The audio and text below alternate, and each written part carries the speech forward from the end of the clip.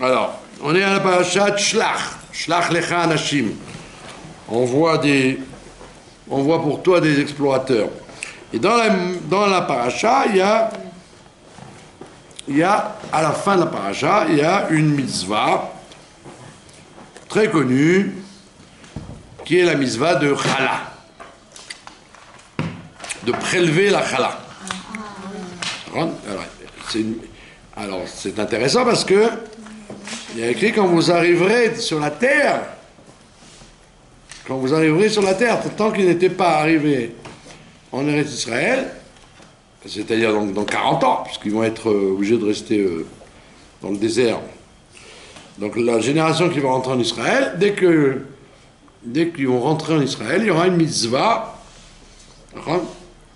de prélever ce qu'on appelle Reshit Harisotechem, le début de vos pâtes.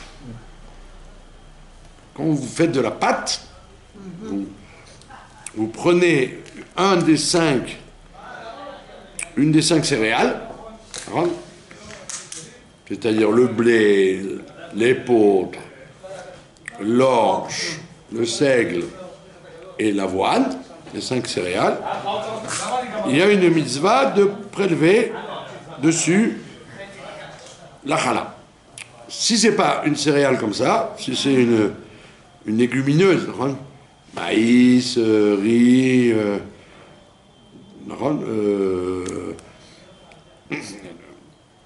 il y a beaucoup de légumineuses qu'on mange et que dans les pays africains, ils font du pain avec. Ils mangent ça comme du pain.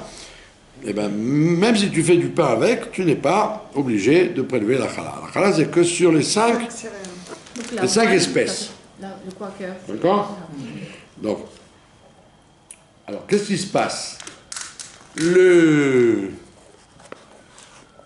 À l'origine, on sait très bien que les mitzvot des femmes se résument par le mot Chana, d'accord? Chana correspond aux trois piliers sur lesquels le monde repose. Torah, Avodah, Gemilut Chasadim. D'accord? Chana. Il y a la Torah, la Avodah et la Torah. La Avodah, c'est le service de Dieu, les efforts. Et Gemilut Chasadim, c'est les 3 piliers sur lesquels le monde repose, d'accord? Maintenant, en particulier chez la femme, ça correspond aux mitzvot qu'on appelle Chana. Alors, Chalna, c'est les Rachetevot, c'est les initiales de Chanla, la Chala. La Chala, c'est le principe général de la femme de Gemilut Chasadim.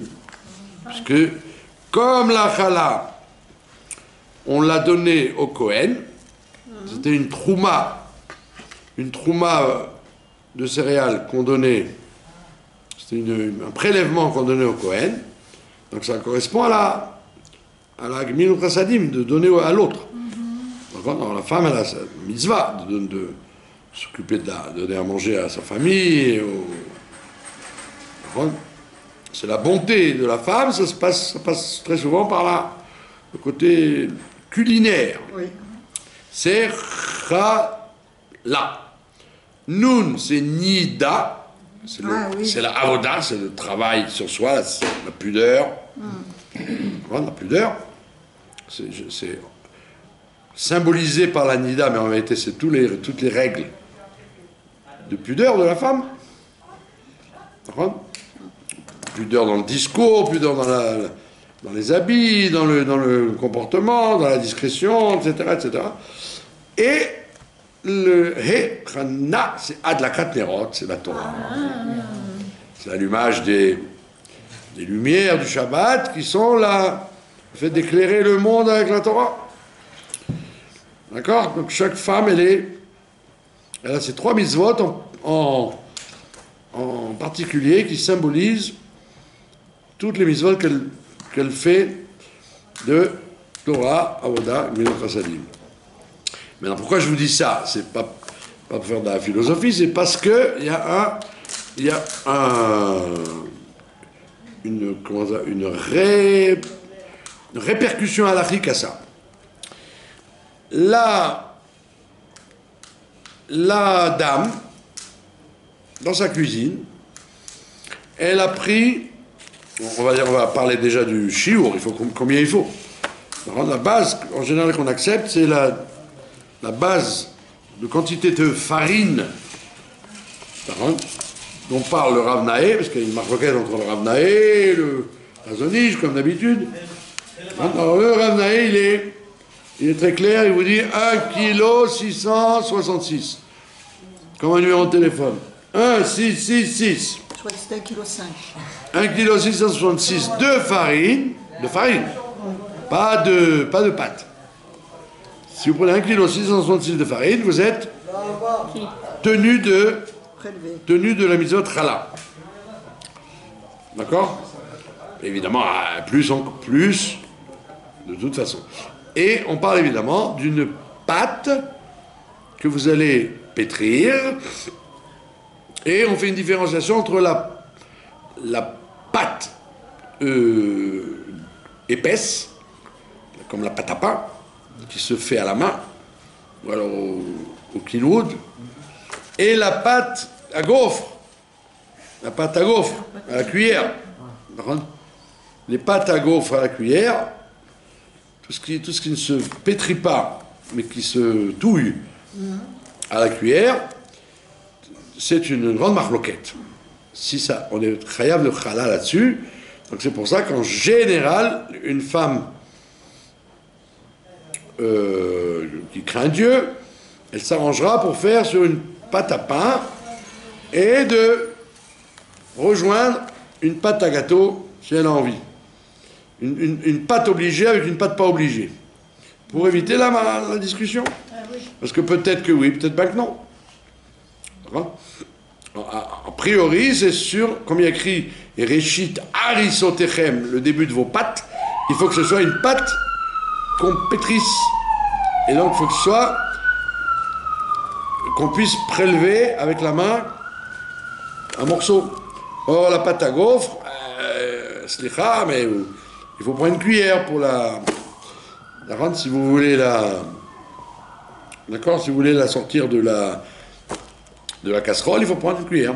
Donc, quand on est Yireh Shamayim, on prend 1,666 g de farine qu'on pétrit, et quand on a fini de pétrir, on prélève la challah.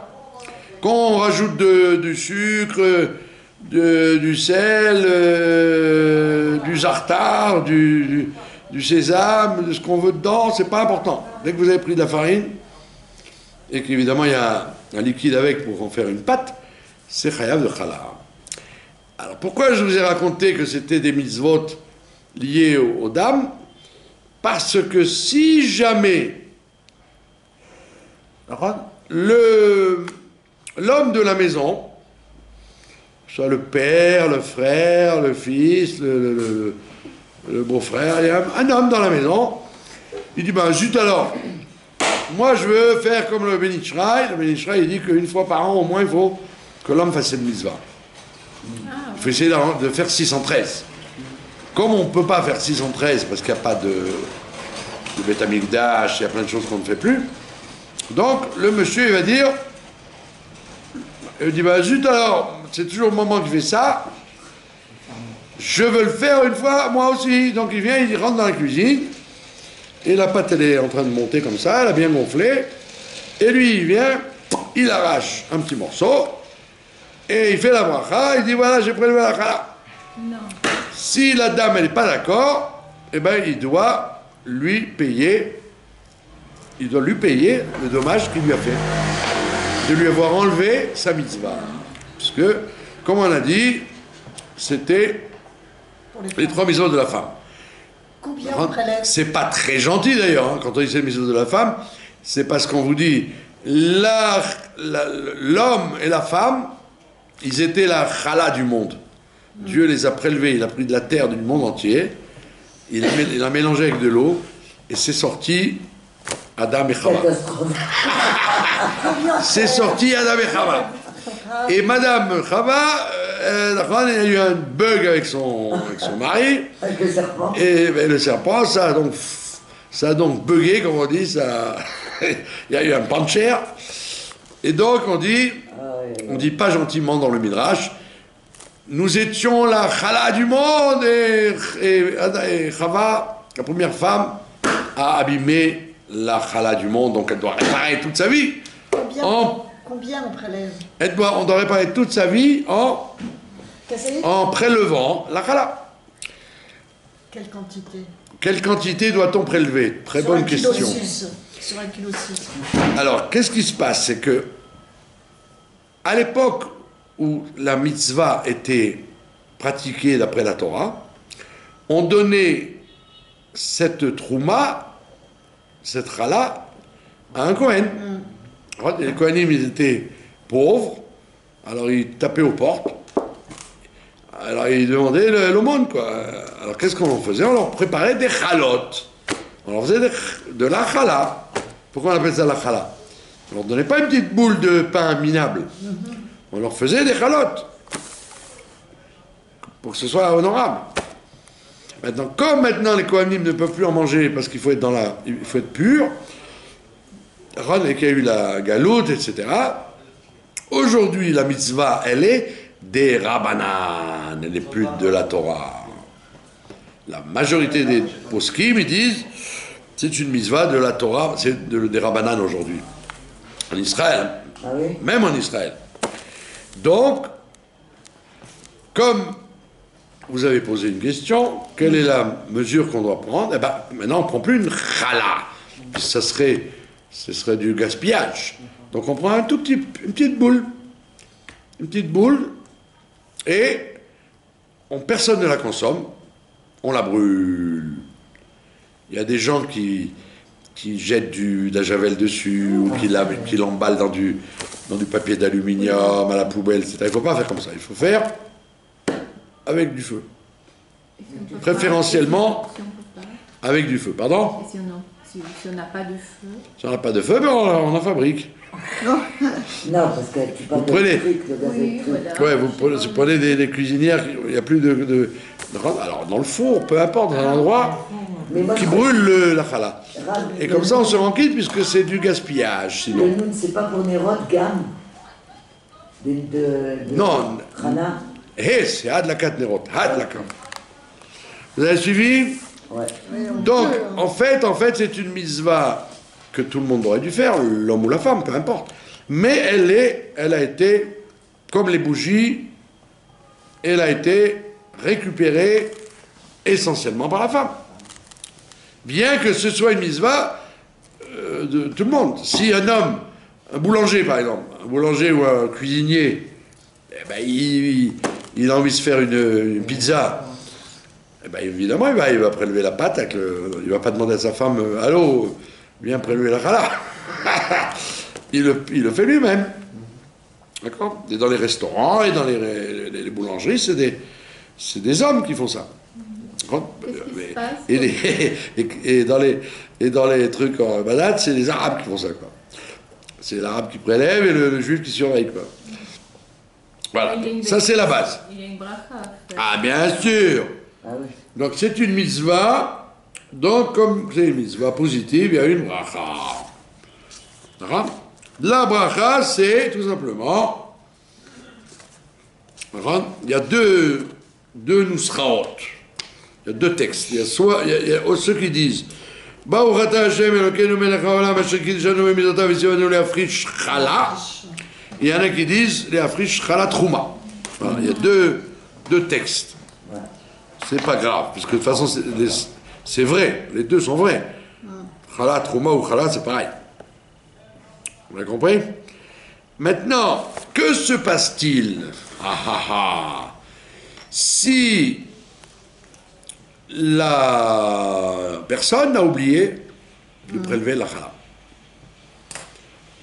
Elle a fait son pain, elle est très contente de ses chalotes, elle a mis de l'œuf, elle a mis du sésame, elle a fait des nœuds, elle a fait des trucs, elle est contente comme tout. Le vendredi soir arrive, et elle fait « Aïe, aïe, aïe, j'ai oublié de prélever la chala ». Alors, deux cas de figure. Si elle est en Israël, ben c'est foutu. Si on est en Israël, Elle ne peut pas manger sa challah. on peut pas manger, on peut pas prélever la challah pendant Shabbat. Ah, pardon, ça va. Ouais, c'est fichu.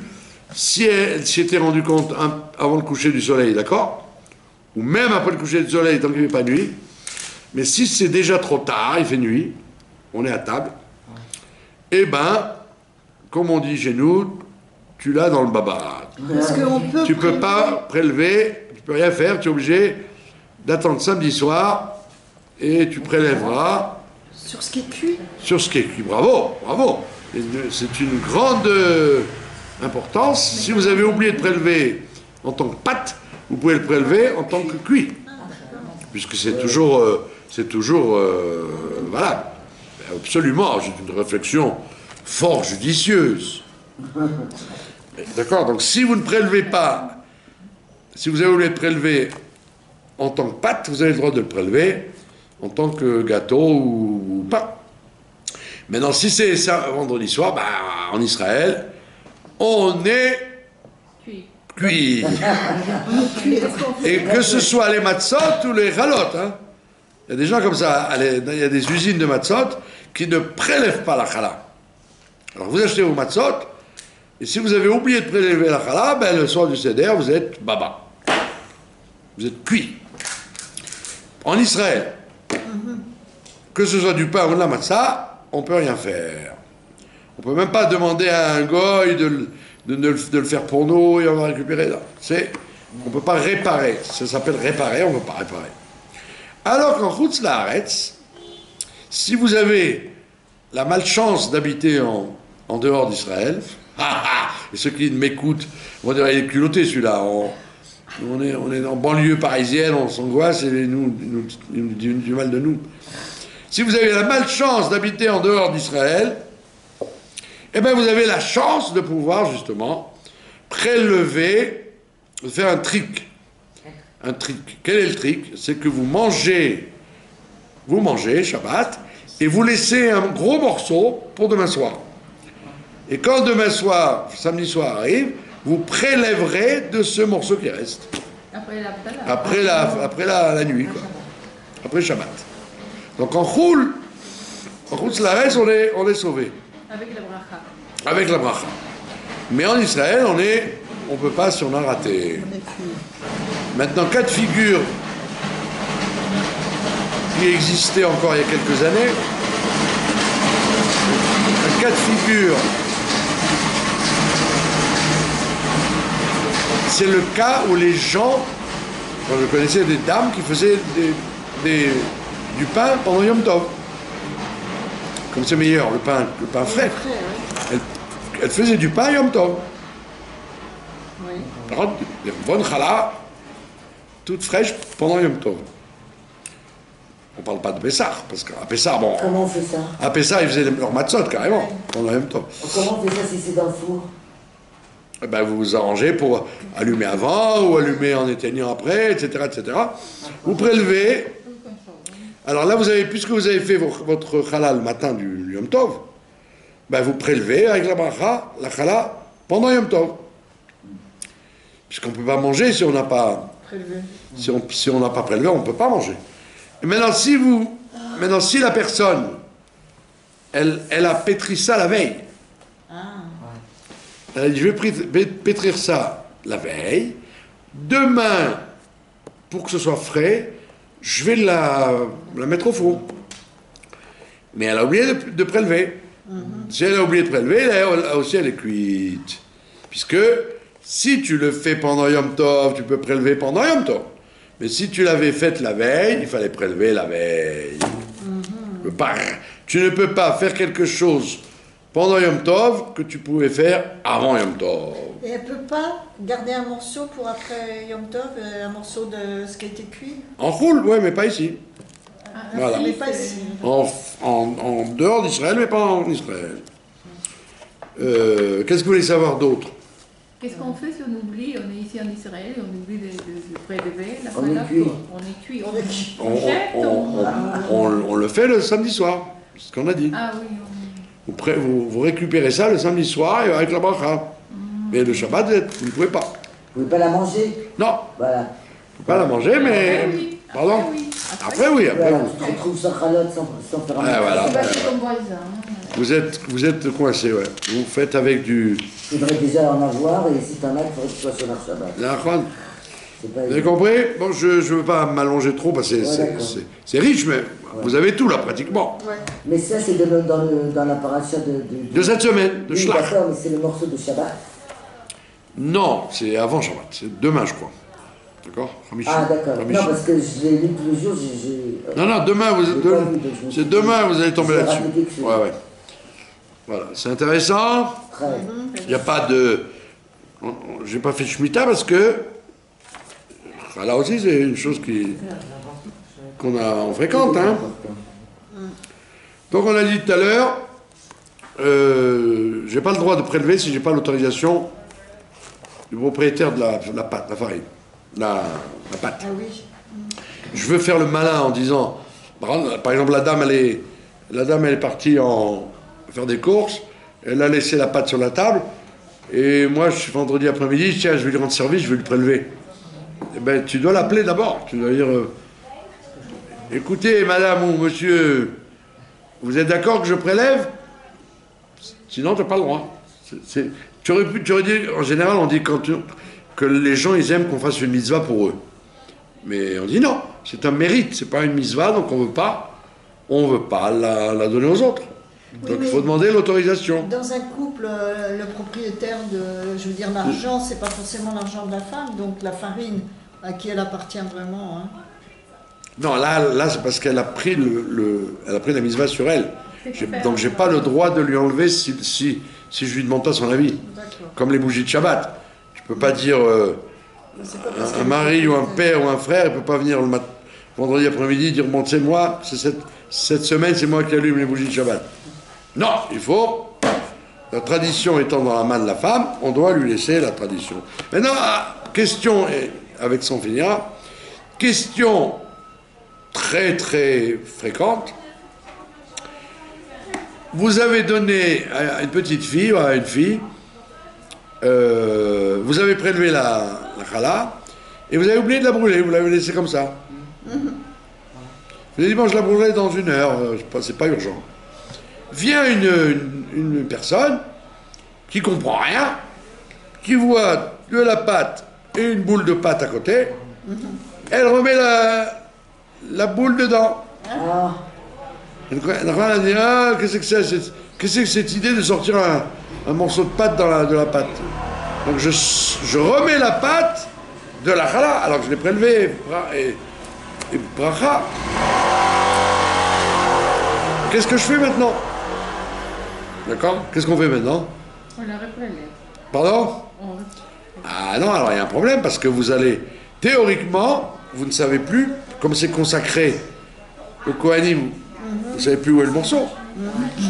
Alors là, il y a un trick, heureusement, que vous téléphonez au Rav, et vous lui dites, est-ce que vous pouvez m'enlever mon vœu? Parce que c'est en fait comme un vœu qu'on a pris sur soi. Il faut pas Non, celui de téléphoner, heureusement. S'il fallait mignonne vendredi après-midi à 5h, vous n'êtes pas sorti de l'auberge. Vous téléphonez au Rav, vous lui dites, voilà, j'ai eu un problème. J'ai ma sœur qui est rentrée, qui est venue chez moi, elle s'est embrouillée, elle a remis le morceau de pâte dans la pâte. Alors il vous enlève le nez d'air, donc c'est comme si vous n'aviez pas transgressé la mitzvah, et donc vous, comme vous avez dit, vous prélevez à nouveau sans bracha. Je crois qu'il fallait être plusieurs pour enlever un vœu, qu'il fallait pas que ça... Non, mais c'est pas aussi, ça c'est un vœu, c'est pas comme un vœu grave, c'est un vœu, c'est l'habitude que les gens ont pris sur eux de faire la mitzvah là, c'est considéré comme un vœu. Et donc c'est moins grave que si vous aviez fait un vœu expressément dit dans la bouche. Et comment vous enlevez le vœu? Vous faites...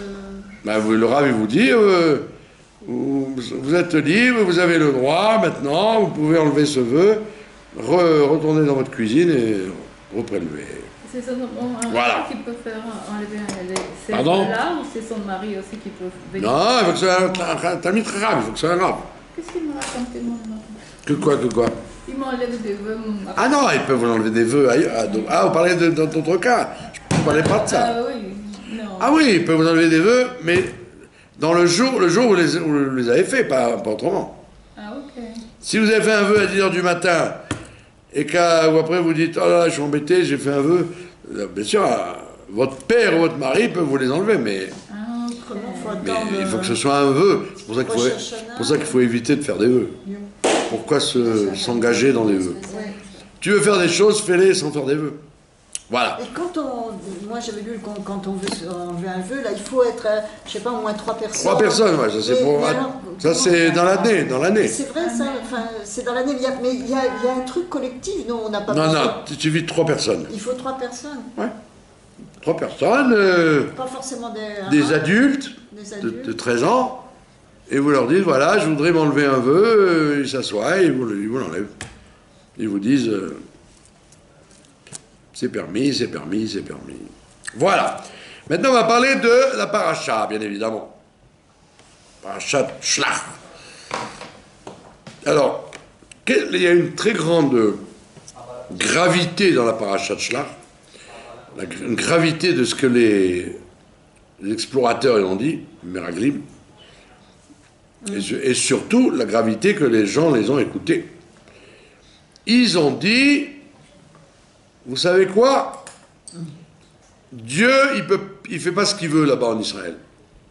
Il est tout puissant ailleurs, mais la terre d'Israël, elle est plus forte que lui.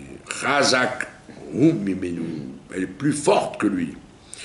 Ça veut dire, c'est une très grande accusation, ça veut dire que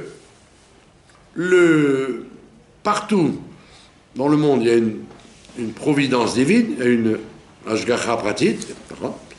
Dieu, il a la providence divine partout, il fait ce qu'il veut partout. Mais en Eretz Israël, le diable, en quelque sorte, est tellement fort que même le bon Dieu, il s'y retrouve plus. Comment ils ont Comme on n'a pas vu ça on n'a pas vu expressément dans le Pélé Yoetz, mais c'est ce que le Pélé Yoetz il dit là-bas. Il dit que chaque créature a un endroit où elle habite. Un ours blanc, il habite sur la banquise. Un ours noir, il habite dans la brousse.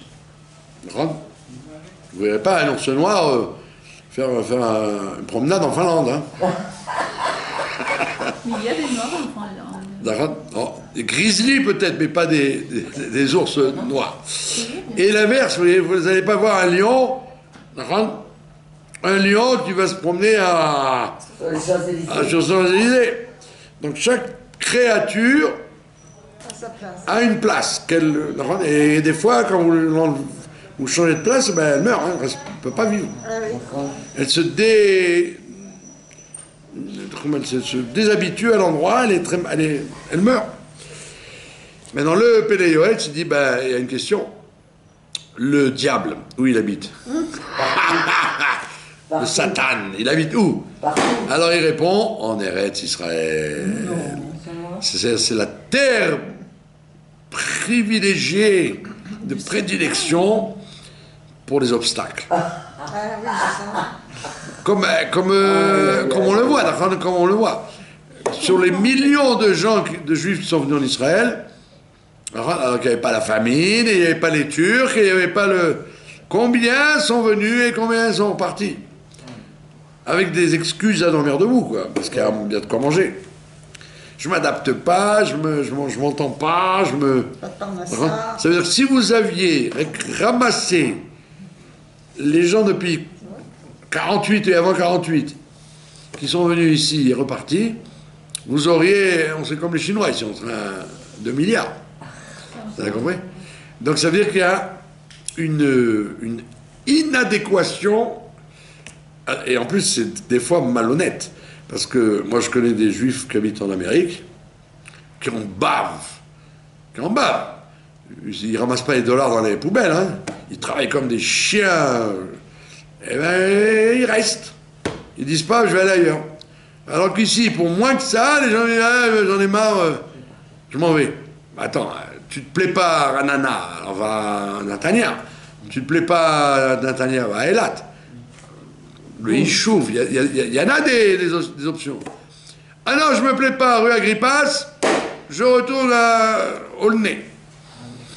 Alors quand même, je connais, moi, des Argentins, des Américains, des Anglais, qui galèrent là où ils habitent, et ça, ils restent quand même. Ils restent dans des trous pourris, dans des banlieues, etc. Ils s'adaptent. Mais ça, ils ne sont pas prêts à faire cet effort ici. C'est incroyable. C'est-à-dire que c'est un super bon exemple. Hein. Ah bah ouais. C'est le Satan est très fort, d'Afka, en terre d'Israël. C'est pour ça que Moshe leur a dit, vérifiez s'il y a un tzaddik qui les protège, etc. Parce que c'est pas pachout de venir ici. C'est pas pachout. Dieu vous l'a promis, on va gagner la guerre, c'est sûr ça va bien se passer, mais dans la tête, il y en a des obstacles. Et ça n'a pas coupé. Ils ont tout interprété de travers. Quand il y avait des morts, ils disaient, ah, c'est une terre qui tue ses habitants, qui mange ses habitants. Donc, ils ont dit, ben, tu sais quoi? La conclusion, la terre d'Israël est plus forte que Dieu. Que Dieu ou les Meraglim, ils ont dit ça. Ils disent pas mimez-nous. Voilà, le Midrash, il dit, ne lit pas mimez-nous, mais lit mimez-nous. Plus forte que lui. Ça veut dire que Dieu est tombé sur un bug. C'est comme l'apprenti sorcier, quoi. Il a créé une terre où il arrive plus, comme dit le Midrash, et Rachid ramène, c'est une terre où il n'arrive plus à s'y retrouver, quoi. Mais c'est vachement grave. Hein. C'est hyper grave. Ça veut dire que c'était la preuve que Dieu n'est pas tout puissant. En tous les cas, ici. Ah ben oui, c'est ça. Ça veut dire que le diable, les forces du mal, peuvent empêcher le projet divin ici. Et alors pourquoi Dieu s'énerve avec Moshe? Parce que si les 10 Meraglim avaient dit ça, et que tout le monde les avait dit, mais fermez-la, vous n'avez pas honte de parler comme ça, allez, qu'est-ce que c'est quoi, sans vous envoyer pour dire du mal, allez, fermez-la. Pas du tout, ils ont dit, ouais, ils ont raison, ouais, tu nous as marqué dans l'histoire, on préfère mourir ici. Et c'est pour ça que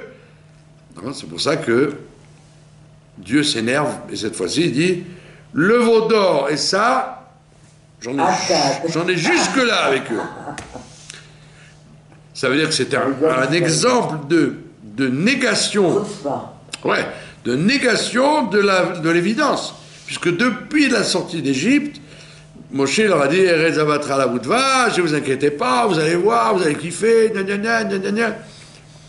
Et donc, on voit que, c'est là la gravité de la paracha, c'est que les Bnei Israël peuvent, dans certaines situations, s'imaginer que même si la vérité, même si le bon Dieu, il a un programme, les événements ne vont pas lui donner raison. Chazakum imenu. D'accord? C'est ahurissant. Alors, en vérité, c'est ce qui se passe chaque fois qu'on a une épreuve. Chaque fois qu'on a une épreuve, d'accord? L'épreuve de la Parnassa, par exemple. Dieu, il te garantit, je vais te donner à manger, t'inquiète pas. Comme on dit dans le Birkat Amazon, Haïti, j'ai été jeune, j'ai jamais vu quelqu'un qui manque de pain. Donc c'est une épreuve, parce qu'en fait, tu devrais être tranquille, tu devrais être conscient que, les doigts dans le nez, le bon Dieu, il va donner la Parnassa. Vous connaissez cette histoire du Chafetz Chaim, une histoire très connue. Il y a un monsieur en Russie, là-bas, sa Parnassa, il était taxi, quoi. Il avait un cheval avec une charrette et il transportait des valises et des choses d'un endroit à l'autre. Et il gagnait sa vie comme ça. Et puis un jour, le cheval, il meurt. Le cheval, il passe l'arme à gauche.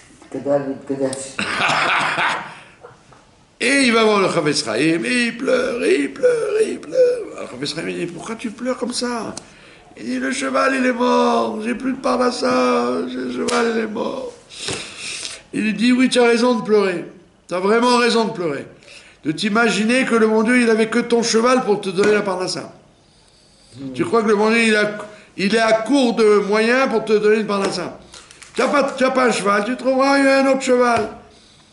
Et si ce n'est pas ce cheval, ce sera comme c'était le début des voitures en plus. Il dit, tu trouveras une automobile. Ça mérite vraiment de pleurer, que tu n'aies pas confiance, que tu crois que c'était uniquement comme ça que le bon Dieu il peut te donner la parnassa. Il est coincé autrement. Il ne sait pas quoi faire. T'as pas honte.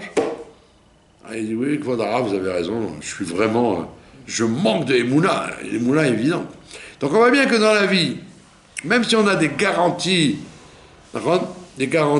de réussite, on a très souvent la crainte, si on peut dire, que c'est plus fort que Dieu. Ah non, sur ce coup-là, le bon Dieu, il n'arrivera pas. Ou il ne sera pas là. Ou il ne sera pas là, voilà. Ou il va démissionner. J'ai connu quelqu'un,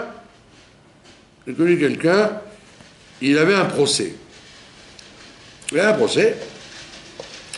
Et alors il m'a dit, j'ai aucune chance de m'en sortir avec ce procès. Aucune chance. J'ai dit pourquoi? Il m'a dit parce que toutes les preuves sont contre moi, l'avocat il n'est pas bon, il ne saura pas me défendre. Je suis fichu. Alors je lui dis, le bon Dieu, ça existe, non? Ah, il m'a dit, ouais, tu crois que le bon Dieu, il va s'occuper de mon cas, moi, je suis foutu. Alors je lui dis, non, si tu prends la ferme décision de rester libre et de faire des mitzvot, parce qu'en prison, tu ne peux pas faire ce que tu veux, eh ben, tu vas être libre, hein. Même si l'avocat, il est nul et que les preuves sont contre toi, renversement de situation. Il m'a dit, ah, c'est pas possible. Ben, il faut essayer. Quand tu vas te retrouver dans le Bet Mishpat, pense que Dieu, il peut tout. Et donc, même avec un mauvais avocat, un mauvais dossier, ça peut... Tac. Il m'a dit, vous croyez? Je ne crois pas. C'est bon. Hein? Oui, c'est bon. Voilà. Je lui ai dit, je ne crois pas, j'en suis sûr. J'en suis sûr. Il m'a dit, bon, eh ben, on va voir, mais j'y crois pas trop. Je lui ai dit, parce que dans la vie, on prend des kélim. On prend des kélim. Tu veux écrire, tu prends un stylo. Tu vas au chouk, tu prends de l'argent avec toi. Tu prends un panier. Tu prends des kélim. Mais des fois, quand tu n'as pas les kélim, qu'est-ce que tu vois que le bon Dieu, il ne peut pas faire? Donc c'est un travail qu'on a tous les jours, cette épreuve-là de est-ce que c'est plus fort que Dieu? C'est une nisayon qu'on a tous les jours. Donc c'est d'avoir des kélim quand même, il faut en avoir. Mais tu n'en as pas. Des fois, tu n'en as même pas. Alors si tu n'en as pas, qu'est-ce que tu fais? Eh ben, ça veut dire que le bon Dieu, il va te sortir de là, comme ça. Mais c'est quoi ne pas en avoir, par exemple? Eh ben, tu te trouves à la douane américaine, tu parles pas l'anglais du tout, et tu commences à t'engueuler. Il parle espagnol là-bas. Personne ne veut te traduire, personne ne veut t'aider. Des fois, tu es chosséronym, tu n'as aucun moyen. Ni financier, ni compétences, ni... Des fois, tu es comme Esther. Elle dit, j'ai aucune chance. Et donc, la suite de l'histoire de ce monsieur, eh bien, effectivement, d'abord, le procès a été repoussé. Le verdict, donc il a respiré un peu. Et après, il s'est renforcé dans la Emouna. Et il s'en est bien sorti. Bon, contre ses calculs à lui. ouais. Parce que c'est faux. Les gens croient qu'ils sont carrés comme ça, mais ça ne veut rien dire du tout. Donc, Bekitso, on est très souvent confronté dans la vie, que ce soit en Israël ou à Tombouctou, ça n'a rien à voir, à cette épreuve de penser que Dieu ne peut peut-être pas faire avancer le public. Vous avez dit oui, il ne veut pas. Non, des fois, des gens ils disent pas qu'il veut pas. Non, Il ne peut pas. Les gens, ils sont persuadés, des fois, que Dieu n'est pas tout-puissant. Que Dieu a une certaine limite. Non, j'ai dit que des fois, on a l'impression qu'il ne sera pas là, quoi, que Dieu va s'occuper des choses plus importantes. Non, de ce que vous dites, vous, ça serait encore acceptable. Il y a des gens qui disent, il est là, mais il peut rien faire. Ah oui, ça, c'est Comme s'il avait déclenché un phénomène qu'il peut plus régler. Oh, c'est de l'apprenti sorcier, vous voyez. Il a mis le bouton, et tac, tac, tac, tac, tac, tac, ça le dépasse. Ah, pour le coup, c'est là où il Donc faut c'était là, sur sa table. c'est ce que les Méraglim, ils ont vu. C'est pour ça qu'a priori, le bon Dieu, il ne voulait pas qu'il envoie des Méraglim. Il a dit, s'ils rentrent, ils vont tomber là-dedans.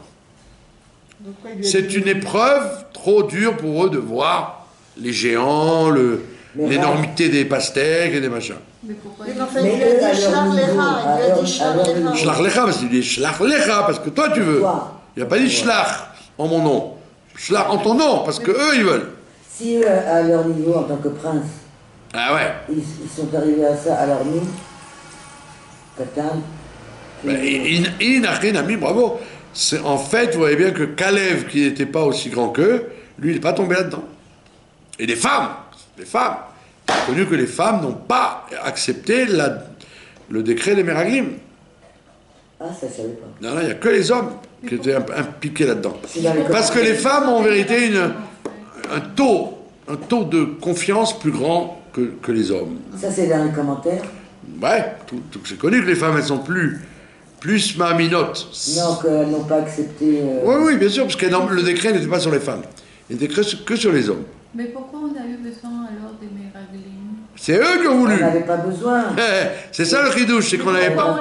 Pourquoi Hachem a donné cette possibilité La alors? libre S'il était arbitre. sûr. Parce qu'un libre arbitre, on ne peut pas t'empêcher. C'est ce que dit Rachid là-bas. Il dit le monsieur, il veut vendre un âne. Le gars, il dit l'âne, il dit moi, il arrive à porter 100 kilos. Ah oui, facile. Il travaille dans la neige et dans le soleil. Ah, pas de problème. Il est jamais malade, jamais malade. Il mange beaucoup? Non, il mange pas beaucoup. Alors, il dit, c'est pas possible qu'il mente. Toutes les qualités qu'il a, alors je n'ai même pas besoin de vérifier, je lui fais confiance. Donc c'est la même chose. Quand ils viennent voir mon cher Rabbeinu, ils disent, dis-moi, comment est la terre? Comme ça. Il fait beau, il y a des fruits comme ça, les doigts dans le nez, la parnassa, tout est bien. Ils croyaient qu'ils allaient dire, ah bon, alors d'accord. D'accord. Ils ont dit, non, on va vérifier quand même. Ça y est, ils disent, d'accord. À vos risques et périls. Ouais, mais on a tous payé pour ça. Voilà. Mais le problème, non, c'est pour ça que je vous dis qu'on a tous payé, parce qu'on a tous accepté. On aurait dû leur casser la figure au Méraglim. On disait, vous n'avez pas honte de mettre en doute les promesses. Alors c'est pareil pour Korach aussi. Oui, c'est qu'en vérité, les gens ils applaudissent. Ils ont voulu casser la figure à Yoshua avec Caleb. Ouais. Pas aux 10 qui ont parlé. Vous avez compris? Alors maintenant, il y a une explication chassidique qui dit que, au niveau grammatical, shlach, c'est les mêmes lettres que chalash. Chalash, ça veut dire faible. Ça veut dire que Waouh. quand tu es en train d'étudier la chose, tu dis, bah, c'est pas chaud, Dieu est partout, la parnassa, aucun problème, la confiance en Dieu, aucun problème, je suis blindé, j'ai une confiance en Dieu absolue, 100%.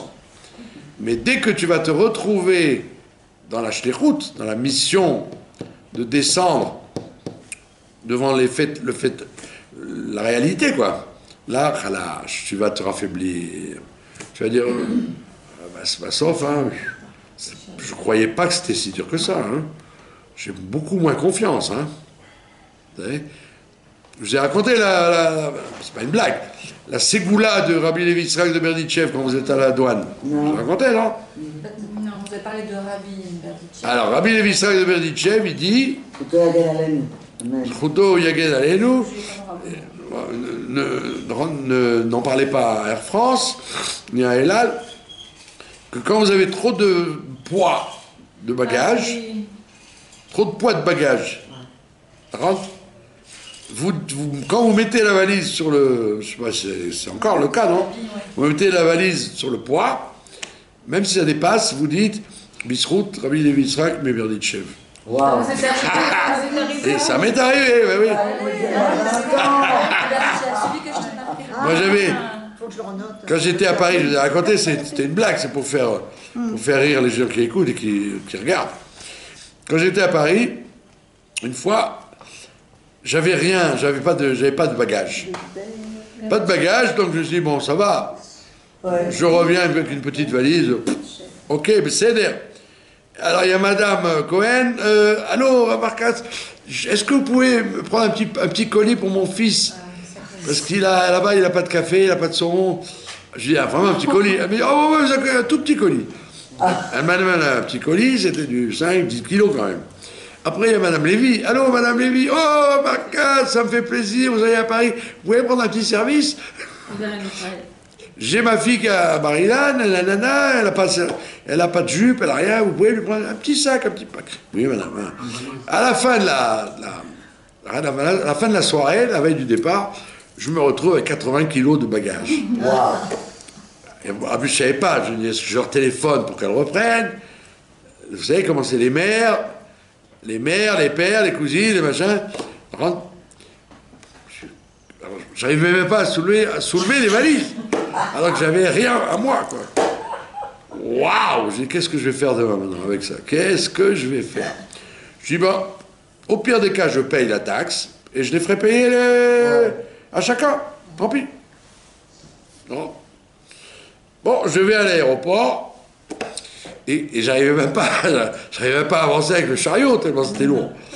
Quand je faisais semblant d'être décontracté, léger, et je me dis, quand je vais mettre les valises sur le truc, ils vont me regarder tous, ils vont voir, c'est en plus le bagage à main. Fake news. Je lui dis, bon, bah, tu veux rendre service, ça va te coûter les yeux de la tête. D'accord? Alors j'attends, les gens passent, ils passent, et moi j'étais en dernier, quoi. Je reculais l'échéance, et je monte la valise de toutes mes forces, en souriant, comme s'il y avait quelques éponges dans le truc, et je dis, et je vois l'aiguille qui fait comme ça, je me dis, bouh, elle va me dire au moins 1000 € celle-là. Pitom, il y a le chef de bord qui fait, allez, Janine, on n'a pas le temps, fermez, c'est l'heure d'embarquement. Monsieur, bon, ça y est, on n'a pas le temps. Allez. Elle me dit, bah monsieur, bon voyage. Elle m'a pris les 2 valises. Le chef d'embarquement, il est passé pour lui dire, allez vite, on n'a pas le temps. Ouf. Waouh. Elle est belle. Belle histoire. Et elle me dit bon voyage, et on est content. Donc ça veut dire que quand tu es en général devant l'événement, tu te dis oui, j'ai étudié, c'est vrai, c'est beau, mais tachlès, devant le truc, j'ai peur que ça se passe pas comme je crois.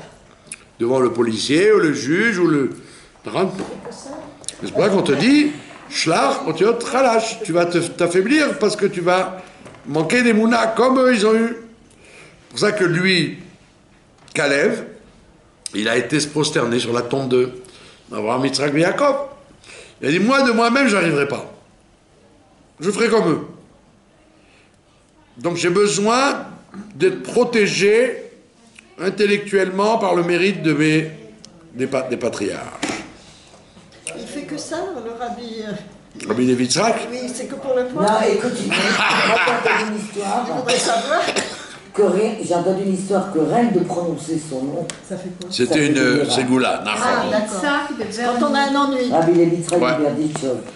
On l'a dit, je vous dis l'autre fois, il s'appelle Levi Yitzhak ben Sarah Chacha. Ben Sarah. C'est le défenseur, Ben Sarah Chacha. Chacha, ouais. Pekitso, vous voyez bien que l'épreuve des Meraglim, c'était pas l'épreuve que des Meraglim de leur temps. C'est notre épreuve permanente quand on est devant la nécessité de faire la volonté de Dieu, des fois on a peur que ça ne marche pas et on baisse les bras. On baisse les bras et que Dieu préserve, des fois on a mal au dos, et on a mal au crâne, on commence à pas s'angoisser. Donc c'est une grande leçon qu'il faut avoir une confiance inébranlable. Ouais. C'est Bitachon Hashem que vous Bitachon profond, que Dieu peut tout et qu'on n'ait pas un instant l'idée qu'il y a des choses qui lui échappent. Qu'est-ce qu'on fait dans les cas où, par exemple, vous aimeriez quelque chose et finalement, ça ne vient pas, c'est pas de cette façon-là que ça se passe. Avec toutes les mounas, avec tout. Au contraire, Dafka et Mismor le Toda et. Alors c'est une ashracha pratique pour les Hagen, Al-Mashou Oulay. Rabbi Israël? Non. Vous voulez dire quoi quand on voudrait quelque chose et que malgré tout ça ne se passe pas? Oui, ça va pas se faire. Pas de cette façon-là, ça se passe de מה אני חושב זה אין רע שיורד מן השמיים. אין רע שיורד מן השמיים. הכל Il n'y a rien de mal qui vient. Non, mais elle a un projet. Elle dit, j'ai ce projet, pourtant il ne va pas se faire. Eh bien, il arrive quelquefois que c'est pas pour vous. Oui, que le projet que vous vouliez avoir, vous ne pouvez pas l'avoir. ou alors Rav, comme il faut être patient. Comme par exemple des Gdolèches qu'on a notre judaïsme, notre Hachem, qui essaie d'écrire des livres et tout ça, et que à chaque fois il y avait les forces du mal qui les empêchaient. Nahon. Non, parce qu'il y a cet âge. Des fois, il y a des forces du mal qui ne laissent pas faire. Exactement. Il faut être très méritant pour que ce qu'on voudrait qu'il soit se passe glatte. Très lisse. Il faut être méritant. Il faut prier. Des fois, c'est des signes, vous disiez que Pardon? Des fois, vous disiez le jour, c'est des signes que c'est pas pour nous. Des fois, c'est pas vous, ouais. On parle de ça, on a parlé de ça, dans la terre d'Israël. Des fois, la terre d'Israël, elle recrache les gens, des fois. Elle les recrache, c'est pas méchant. Mais quand la Torah, elle le dit, qu'elle les vomit, des fois, elle les vomit. Est-ce que ça veut dire qu'elle les renvoie d'Israël ou la personne souffre en Israël? Non, qu'elle souffre, c'est pas chouette qu'elle doit souffrir pour être nettoyée des fautes, c'est très bon de souffrir au départ. Mais des fois, elle est rejetée. Les conditions ne lui sourient pas. Et en fait, les livres nous disent que c'est le visage qui répond au visage. Si vous avez un visage souriant, en Israël surtout, souriant vis-à-vis des événements, de prendre les choses comme Zulotova, et de prendre les choses bien positivement, la terre, elle vous accepte, elle vous fait même un tapis rouge. Et quand vous êtes agressif, à toujours voir le verre à moitié vide, ça va pas. Donc à ce moment-là, la terre, elle vous fait comprendre qu'elle ne veut pas de vous. Mais pour revenir panim el panim.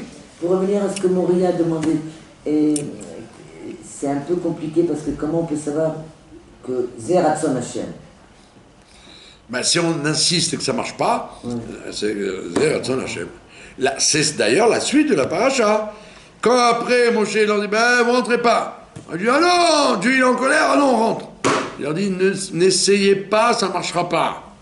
Vous auriez pu dire, mais rien ne résiste à la tchouva, puisqu'ils ont changé d'avis, alors c'est bon. D'accord ? Mais c'était pas le moment. Elle dit, vous avez signé que vous n'en voulez pas. C'est pas pour vous. Vous n'êtes pas prêt. Vous l'avez signé. Donc n'essayez pas, ça ne marchera pas. Sinon vous auriez dit, ils ont fait tchouva, alors là, allez c'est bon, allez-y. Non, vous avez démontré par votre acceptation des miraglim que vous n'êtes pas fait pour ça. Vous êtes fait pour kiffer dans le désert. Donc restez. Restez là. Restez kiffer. Des fois, il ne faut pas être... des fois, dans la vie, il ne faut pas être mitakesh. Il ne faut pas être... Il faut pas Entêté. forcer. Tu vois que la porte ne s'ouvre pas, essaye délicatement. Si tu vois qu'elle ne s'ouvre pas, tant pis. Non, C'est qu'elle n'est pas pour toi, cette porte. Mais Rav, en fait, Akadosh Baruch Hu a fait ressortir la vérité en eux. Voilà. Qu'il n'exposait pas vraiment. Exactement. Voilà. Tout n'est qu'un révélateur. Voilà. Exactement. Je vous remercie de votre attention. Shabbat Shalom et Mashiach now.